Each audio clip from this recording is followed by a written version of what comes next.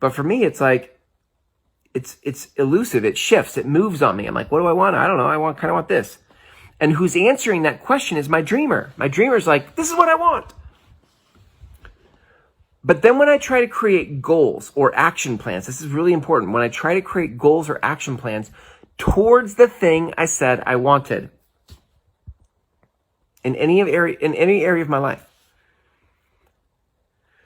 I think the place that's kept me wandering in the wilderness of my life is that I don't actually have a concrete plan. The plan gets hard.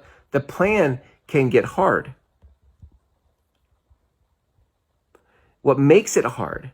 Now, I can get very specific, but even in the specificity of that plan, what makes it hard is that I'm not being honest about where I am. So if you're not honest about where you are, it's very hard to create a plan to get to where you want to go. I'm learning this. I think I did an episode recently on this, but I'm learning this, right? Like, it's so important for you to get grounded in the facts of your life. So look, here is if I had to say it like a problem, the problem is that I'm not looking into the facts of my life.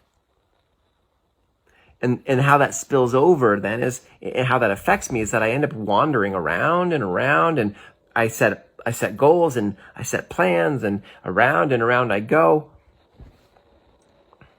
And it's all very elusive, it feels.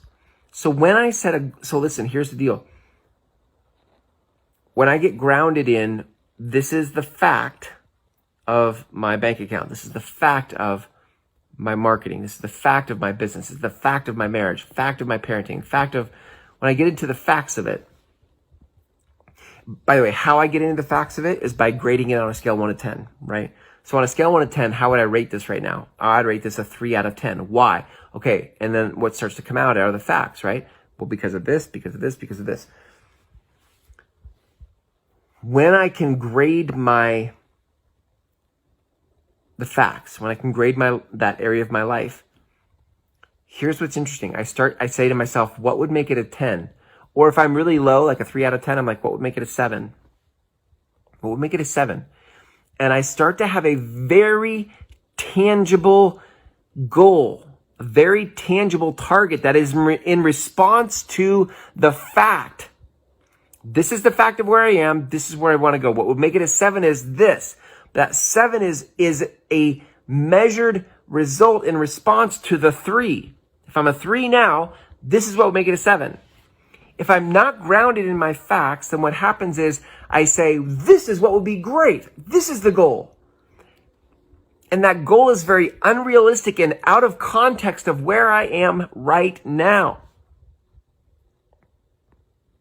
I feel like the episode I did on this was when I said, if I dropped you in the middle of the jungle somewhere and you had to try to find your way out, you would need to have a true north, right? You would need to know where you are. This is similar to that, right? Like, confronting the brutal facts of where you are is critical for you setting a reasonable, practical goal for what is next.